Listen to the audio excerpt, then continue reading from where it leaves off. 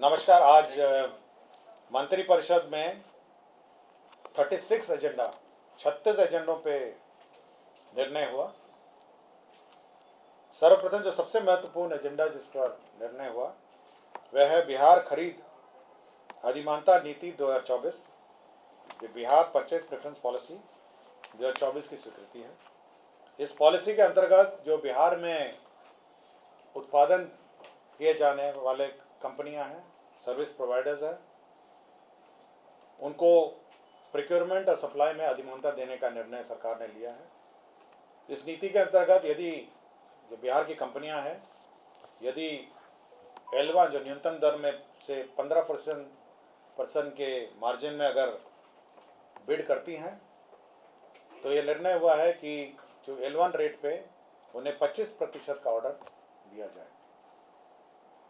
इसमें लोकल कंपनियां और लोकल परचेसेस भी डिफाइन किए गए हैं, विस्तृत डिफिनेशन है, जिसमें कम से कम जिस दिन टेंडर होता है उसके 1 साल पूर्व उस कंपनी की स्थापना होनी चाहिए बिहार में, GST का भुगतान होना चाहिए और 50% जो एम्प्लॉयज़ हैं, जो उसके कर्मी हैं, वह भी बिहार के होने चाहिए। इस पॉलिसी से बिहार में जो कंपनियां कार्यरत हैं उनको सरकारी परचेज में प्रेफरेंस मिलेगा और साथ ही साथ भविष्य में जो नई कंपनियां हैं जो बिहार में लगाना चाहती हैं उनको यह आश्वासन भी मिलेगा कि कम से कम 25% जो कॉन्ट्रैक्ट है, यदि वो L1 के 15% के सीमा के अंदर रहते हैं तो उनको मिलेगा।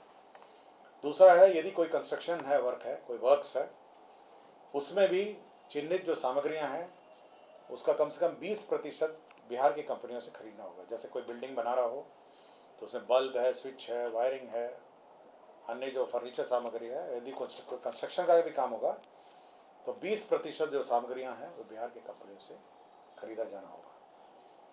तो यह बिहार की कंपनियों जो बिहार में मैन्युफैक्चर कर रही हैं और बिहार में जो कार्यरत कंपनियां हैं उनको प्रोत्साहन देने, उनका उद्योग बढ़ाने और साथ ही साथ नई कंपनियों को भी प्रोत्साहित करने के लिए यह नीति सरकार ने लाया है।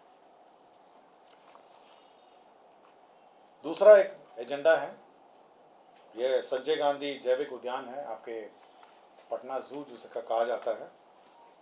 आपको जानकारी होगा वहाँ पे जो टॉय ट्रेन संचालित थी 1977 से में प्रारंभ हुई, 1977 में, और 2015 तक तो चली, आप लोगों ने देखा होगा कि चलती रही 2015 तक।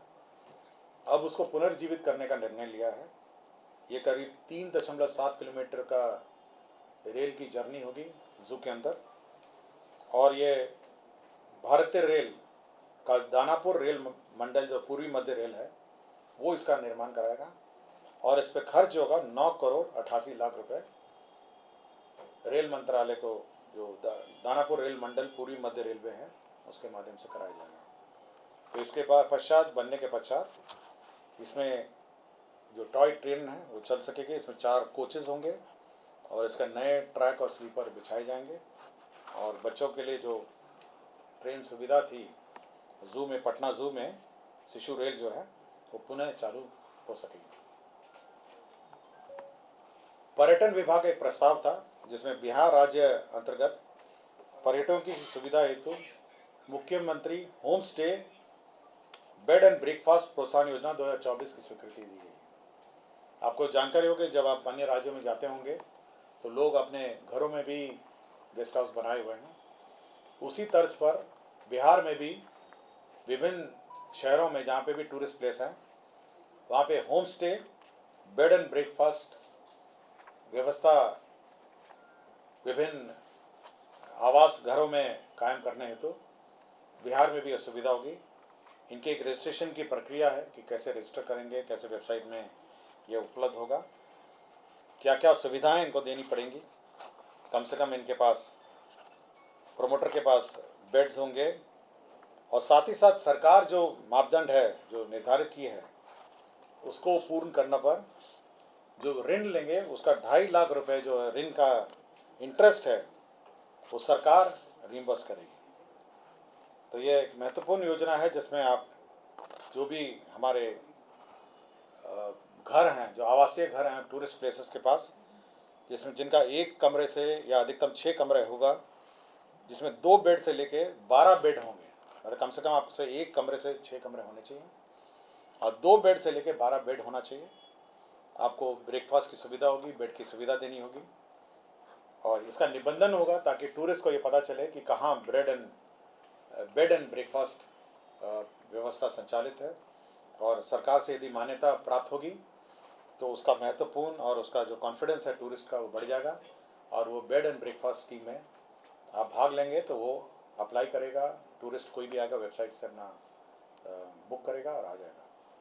इसका टैरिफ कैसे कौन डिसाइड करेगा? टैरिफ अपना जो लोग हैं अपने ही टैरिफ डिसाइड करेंगे। वो जिस स्तर का कमरा होगा, कुछ नॉन एसी होंगे, कुछ एयर कंडीशन होंगे, कुछ भी, मतलब जो जैसी सुविधा हो। तीसरा ये है कि विभिन्न जो राज्य पथ हैं, राष्ट्रीय राजमार्ग हैं, राजकीय उच्च मार्ग हैं, पथ निर्माण विभाग, ग्रामीण कार्य विभाग है, और विभिन्न सड़क जो है उस पर स्पीड लिमिट निर्धारण करने के लिए राज्य सरकार ने परिवहन विभाग को प्राधिकृत कर दिया। इसमें जो मोटर व्हीकल एक्ट में उसमें प्रावधान है कि राज्य सरकार उसका जो स्पीड लिमिट है निर्धारित करेगी।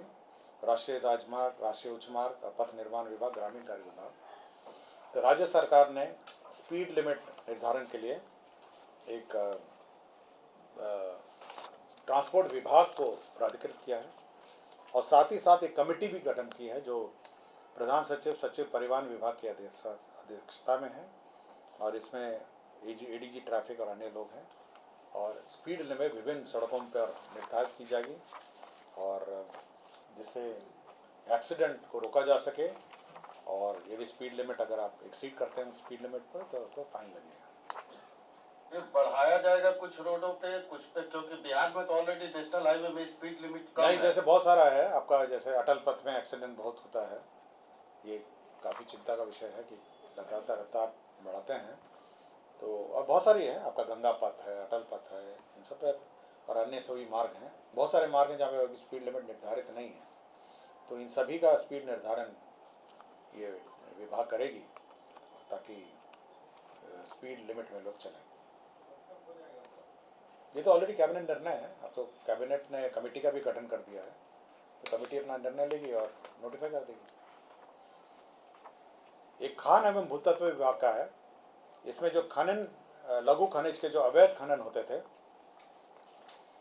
उसमें जो सूचना देते हैं, जो सीक्रेट गोपनीय सूचना देते हैं, उनको पुरस्कार देने की योजना है। मतलब आपको याद होगा जब ट्रैक्टर पकड़ाता है अवैध खनन का तो 25,000 का शुल्क लगता है, और ट्रक पकड़ाता है तो 2 लाख से लेकर 4 लाख का उसको फाइन लगता है। तो जो सूचना देगा, जो गोपनीय सूचना देगा फ़ोन करके कि देखिए यहाँ पे अवैध खनन हो रहा है, ये ट्रक मतलब अवैध ट्रैक्टर है या अवैध ट्रक बालू लेके जा रहा है, ये जो सूचना है, तो ट्रैक्टर की अगर सूचना देगा तो 5,000 रुपये उस सूचना देने वाले को गोपनीय रखी जाएगी, लेकिन 5,000 रुपये दिया जाएगा। और जो बड़े वाहन हैं, जो ट्रक है, उसमें 10,000 रुपये उसको सूचना के लिए दी जाएगी। तो ये गोपनीय सूचना देने के लिए जो भी गोपनीय सूचना देगा उसको यह राशि दी जाएगी। हाँ, इसमें बड़े वाहन लिखा है ना, आपका ट्रैक्टर है 5,000, और ट्रक एवं अन्य बड़े वाहन, तो हाईवा का बड़े वाहन हो जाएगा तो 10,000 रुपये हो गया। स्वास्थ्य विभाग ने विधानमंडल के जो सदस्य हैं, जो विधानमंडल के राज्य के सरकारी पदाधिकारी, कर्मियों, न्यायिक सेवा सहित के आश्रितों को चिकित्सा प्रतिपूर्ति में आश्रितों की परिभाषा, उम्र सीमा और आश्रितों की आय निर्धारित की है। इसमें क्या किया है कि जो मेडिकल रिम्बर्समेंट में किसको मिलेगा और कौन आश्रित माने जाएंगे, ये सरकार ने डिफाइन किया। ये बार बार कन्फ्यूजन रहता है, ये विधानमंडल का, राज्य के सरकारी पदाधिकारी, कर्मी, न्यायिक सेवा सहित और आश्रितों को ये किस किस को मिलेगा। तो आश्रित का जो डेफिनेशन है उसका ये है कि विधानमंडल के सदस्य, राज्य के सरकारी पदाधिकारी, कर्मी, न्यायिक सेवा सहित कि माता पिता, सौतेले माता पिता को छोड़ के पत्नी, पति, पुत्र, पुत्री, सौतेले संतान सहित नाबालिग भाई एवं अविवाहित बहन, यही डेफिनेशन है आश्रित का नाम। मैं फिर से पढ़ देता हूं। माता पिता, सौतेले माता पिता को छोड़ के पत्नी, पति, पुत्र पुत्री सौतेले संतान रहित सहित पुत्र पुत्री सौतेले संतान सहित नाबालिग भाई एवं अविवाहित बहन, ये इसका डेफिनेशन है। क्लियर हो गया? इसमें पुत्र के लिए है 25 वर्ष की आयु निर्धारित है। यदि वो विवाह कर लेता है या नौकरी में हो जाता है, जो पहले हो, पुत्र के केस में। पुत्री के केस में है आयु सीमा का विचार किए बिना उसके द्वारा उपार्जन शुरू किए जाने, मतलब नौकरी लगने या उसके विवाह हो जाने तक, उसमें जो भी पहले हो, मतलब उसमें लड़की में उम्र सीमा नहीं है। अगर वो अनमैरिड रह जाती है, नौकरी नहीं करती है, तो उसकी उम्र सीमा नहीं है। तीसरा है किसी तरह की स्थायी अशक्तता से पीड़ित पुत्र पुत्री शारीरिक या मानसिक आयु सीमा पर विचार किए बिना तथा वैवाहिक स्थिति के होते हुए भी आश्रित माना जाएगा। मतलब इवन अगर मैरिड हो तो उसको आश्रित माना जाएगा। दिव्यांग मतलब जो स्थायी अशक्तता और आश्रित तलाकशुदा पति द्वारा परित्यक्ता या उससे अलग हुई पुत्रियां, विधवा पुत्रियां तथा आश्रित अविवाहित तलाकशुदा पति द्वारा परित्यक्ता या उससे अलग हुई बहनें, विधवा बहनें आयु सीमा पर विचार किए बिना। और नाबालिग भाई है वयस्क होने की आयु तक।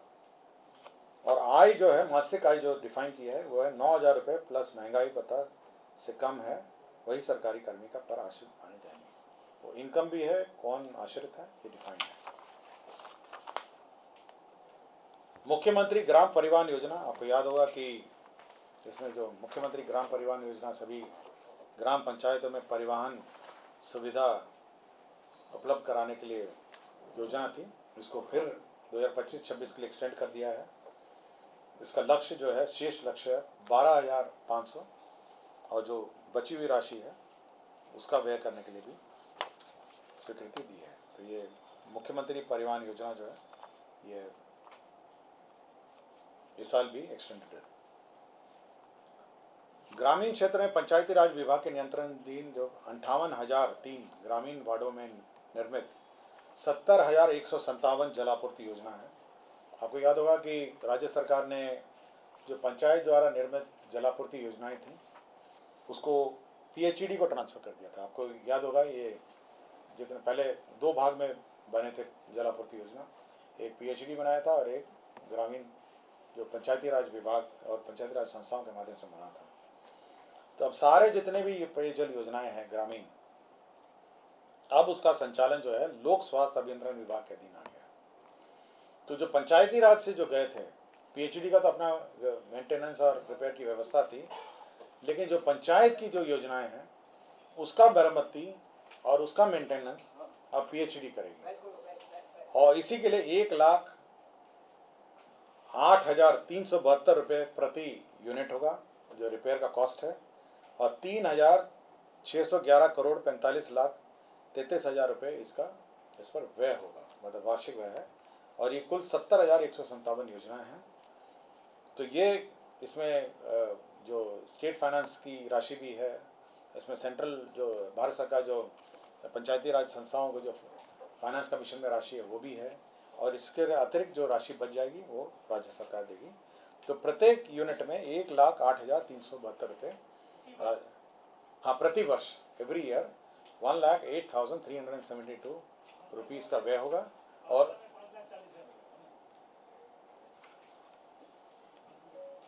नहीं, प्रत्येक यूनिट का, प्रत्येक पेयजल योजना का ये रिपेयर कॉस्ट है। हाँ, ये हर घर नल योजना है ना सर? हाँ, हर घर योजना है। तो ये पूरा ट्रांसफर हो गया पीएचईडी को। What was the reason sir? Reason क्या था? कौन सा? नहीं, सरकार ने ये कहा कि एक रूपता रहे, कम से कम पूरे राज्य में एक ही रूपता रहे और एक ही डिपार्टमेंट कोऑर्डिनेट करे। कभी कभी जैसे कंप्लेन मिलता है, यही खोजने में लगता है कि पीएचडी की योजना है, पंचायत की योजना है, तो एक रूपता रहे और एक साथ मेंटेन हो सके और एक स्टैंडर्ड प्रोटोकॉल और स्टैंडर्ड्स रहे, इसीलिए उसको। और पीएचडी तो यही काम के लिए है ना।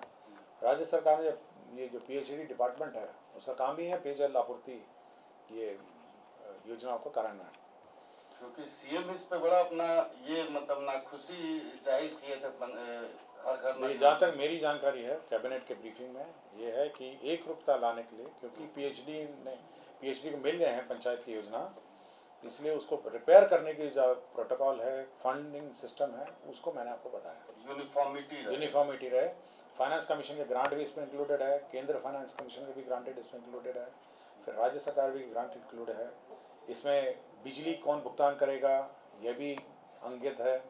इसमें जो 2000 रुपये जो ऑपरेटर वाला है वो भी इनकी दर्सी में है, और रिपेयर की पूरी प्रक्रिया इसमें निर्धारित है।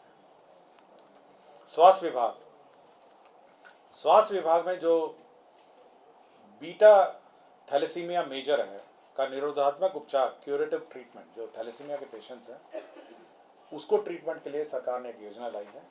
इसमें सीएमसी वेल्लोर तमिलनाडु द्वारा संयुक्त रूप से बिहार के बच्चे 12 वर्ष तथा उससे कम उम्र की आयु में पाई जाने वाली बीटा थैलेसीमिया मेजर का निरोधात्मक उपचार बोन मैरो ट्रांसप्लांटेशन द्वारा किए जाने के लिए मुख्यमंत्री चिकित्सा सहायता योजना स्वीकृत की है।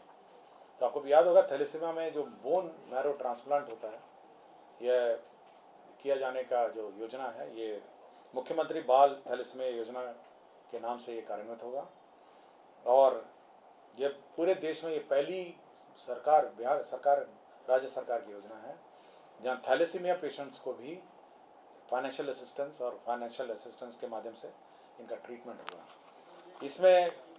इसमें जो टोटल व्यय है, इसमें आपका एयरक्राफ्ट से व्यय जो है, ट्रांसपोर्टेशन व्यय है, एयरक्राफ्ट से जा सकेंगे, उनके पेरेंट्स भी जा सकेंगे, उनका वहाँ पे क्रिश्चियन मेडिकल कॉलेज वेल्लोर में उनका ठहरने का भी है, और कुल एक बच्चे पे 15 लाख रुपए का व्यय होगा, 15 लाख रुपीज़ का व्यय होगा इस थैलेसीमिया बीटा थैलेसीमिया मेजर में जो इलाज होगा। तो 15 लाख रुपीज़ व्यय होगा, और ये बहुत महत्वपूर्ण योजना है, और यह पूरे देश में ये अकेला राज्य होगा जो एक अलग से योजना लाया है।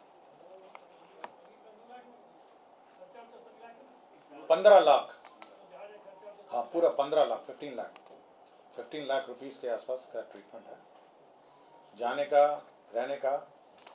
वैसे सीएमसी वेल्लोर ने अपने एस्टीमेट में 15 लाख रुपए लिखा है, और इसमें आने जाने का खर्चा मेरे की जानकारी में नहीं लिखा है। इसमें उसमें ट्रांसप्लांटेशन का है, पेरेंटल न्यूट्रिशन का है, ट्रांसप्लांटेशन फीस का है, और अदर हॉस्पिटल कॉस्ट है, उसका ठहरने वहरने का है, 15 लाख रुपए है।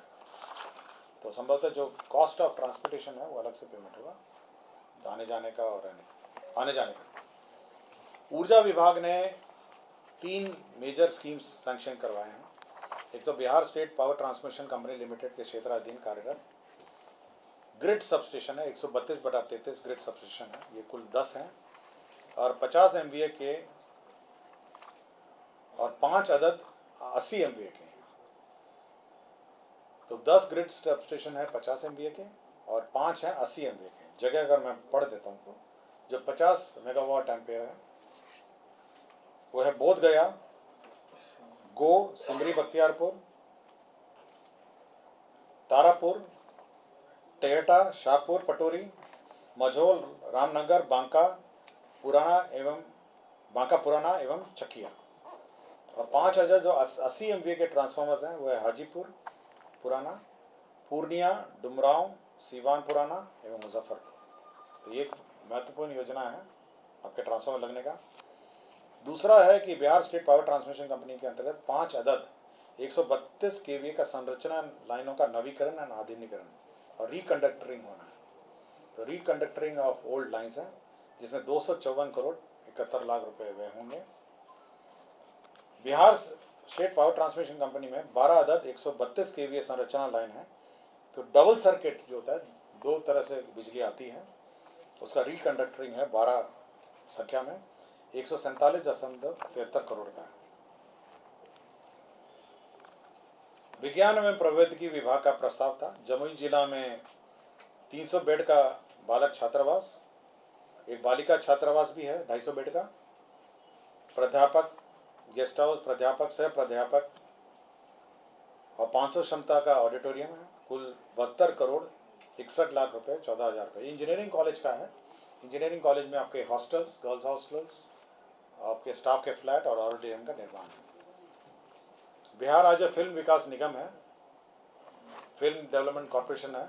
आपको याद होगा कि film development policy last cabinet में हुई थी और उसी के मद्देनज़र इसको जो कॉरपोरेशन है उसका जो पेड अप कैपिटल है उसको 1 करोड़ से बढ़ा के 5 करोड़ किया गया। सुपौल जिला अंतर्गत निर्मली प्रखंड में उपकारा का निर्माण है।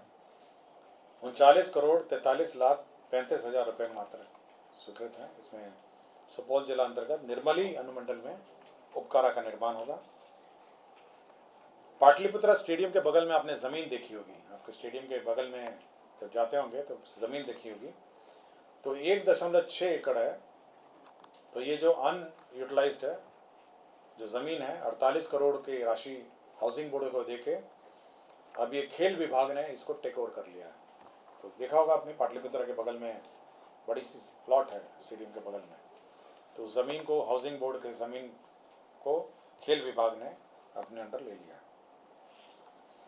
पंचायती राज विभाग में जो प्रखंड विकास पदाधिकारी को प्रखंड पंचायत राज पदाधिकारी के स्थान पर पंचायत समिति का कार्यपालक पदाधिकारी बनाया है और प्रखंड पंचायत राज पदाधिकारी को अतिरिक्त कार्यपालक पदाधिकारी पंचायत समिति के नियुक्त किया है और अतिरिक्त कार्यपालक पदाधिकारी को प्रशासनिक स्वीकृति देने की शक्तियां दी गई हैं। तो एडमिनिस्ट्रेटिव सैंक्शन के लिमिट्स निर्धारित किए गए हैं। ये ऑल इंडिया जजेस association versus union of India, ये स्वास्थ्य विभाग का है। इसमें यह ऑर्डर हुआ था कि जो हमारे रिटायर्ड जजेस हैं, सेवारत और सेवा रिटायर्ड हैं, उनको मेडिकल सुविधा के संबंध में ऑर्डर पास किया था माननीय सर्वोच्च न्यायालय ने। उसी के आलोक में कैबिनेट ने उसकी स्वीकृति दी है। बिहार मोटर वाहन दावा दुर्घटना न्यायाधिकरण है। इसमें सेवा शर्त चेंज हुए हैं। केवल जो अध्यक्ष का जो चयन है पहले सचिव के स्तर पर होता था, माननीय उच्च न्यायालय ने कहा है कि नहीं, सचिव के स्तर पर नहीं होगा। इसे मुख्य न्यायाधीश उच्च न्यायालय पटना अथवा उनके द्वारा नामित वर्तमान एवं सेवानिवृत्त न्यायाधीश की अध्यक्षता में इसका चयन होगा। तो बस एक ही संशोधन है इसमें। श्रम संसाधन विभाग में बिहार कर्मचारी राज्य बीमा योजना महिला स्वास्थ्य कार्यकर्ता ऑक्सिलरी नर्स मिडवाइफ भर्ती प्रोन्नति एवं सेवा शर्त नियमावली है। आपको याद होगा जो लेबर डिपार्टमेंट में जो ESI हॉस्पिटल है, लेबर डिपार्टमेंट कार्य करता है, उसमें जो स्वास्थ्य कार्यकर्ता हैं ऑक्सिलरी नर्स और मिडवाइफ है, उनकी सेवा शर्त जो मेडिकल डिपार्टमेंट में सेवा शर्त है उसी के अनुरूप कर दी गई है। योजना एवं विकास विभाग में बिहार अवर सांख्यिकी संवर्ग नियमावली 2024 की स्वीकृति दी गई है। पूर्व में ये योजना ये सेवा नियमावली बनाई गई थी जिसको माननीय उच्च न्यायालय ने सेट असाइड किया है। पुनः उसका संशोधित नियमावली स्वीकृत किया गया। सैनिक कल्याण निदेशालय के अंतर्गत जिला सैनिक कल्याण कार्यालय में कल्याण व्यवस्था के पदों पर भूतपूर्व सैनिक की भर्ती के संबंध में कल्याण व्यवस्था संवर्ग नियमावली 2024 का गठन किया गया है। खनिज पदाधिकारी, खनिज खान एवं भूतत्व विभाग में खनिज विकास पदाधिकारी, सहायक निदेशक एवं उप निदेशक एवं अपर निदेशक के प्रोन्नति के पदों पर बिहार लोक सेवा आयोग के माध्यम से सीधी नियुक्ति करने का निर्णय संबंधी संकल्प को संशोधित करने एवं प्रतिनियुक्ति के आधार पर मुख्यालय स्तर पर अपर निदेशक का एक पद, उप निदेशक का एक नियुक्ति की स्वीकृति के संबंध में निर्णय लिया गया। उद्योग विभाग में हैंडलूम का अलग डायरेक्टरेट होगा। ये बहुत सालों से था, ये मेरे ख्याल से 1978 में ये बना था हैंडलूम का जो डायरेक्टरेट है, और ऐसे पुराने पद थे। तो अब उसको मॉडर्नाइज, जो हैंडलूम की जो मॉडर्न व्यवस्था है जिसमें मार्केटिंग है, स्टोरेज है, इन्वेंट्री है, ये सब को मैनेजमेंट के लिए वो पूरे निदेशालय के जितने भी पद हैं सरेंडर करके नए पद सृजित किए गए। परिवहन विभाग, ट्रांसपोर्ट विभाग में जो क्षेत्रीय कार्यालय है उसमें 102 पद लिपिक, निम्न वर्गीय लिपिक के लेवल 2 के पद सृजित किए गए हैं। परिवहन विभाग में बिहार मोटर वाहन दुर्घटना दावा न्यायाधिकरण नियमावली में पद क्रिएट किए गए हैं, जिसमें मोटर वाहन दुर्घटना दावा न्यायाधिकरण में अध्यक्ष के 3 पद, अपर जिला परिवहन पदाधिकारी के 3 पद, उच्च वर्गीय लिपिक के 3 पद, निम्न वर्गीय लिपिक के 3 पद और नाशी लिपिक के 3 पद ही क्रिएट किए गए। गृह विभाग में टंकक सहायक अवर निरीक्षक के सृजित 78 पदों को सम परिवर्तित करते हुए उतने ही आशु सहायक अवर निरीक्षक के पद क्रिएट किए गए, न्यू पद क्रिएट किए गए हैं। पीएमसीएच में आपको जानकारी होगा, जो नया पीएमसीएच बन रहा है उसमें 5462 बेड का हॉस्पिटल बन रहा है। ये जो पुराना पीएमसीएच को तोड़ के नया बन रहा है 5462 बेड का बन रहा है। इसमें पद नए सृजन किए गए हैं। इसमें 4315 4315 नए पद सृजित किए गए हैं। तो 5462 बेड का ये हॉस्पिटल होगा, जिसमें 4315 बेड होंगे।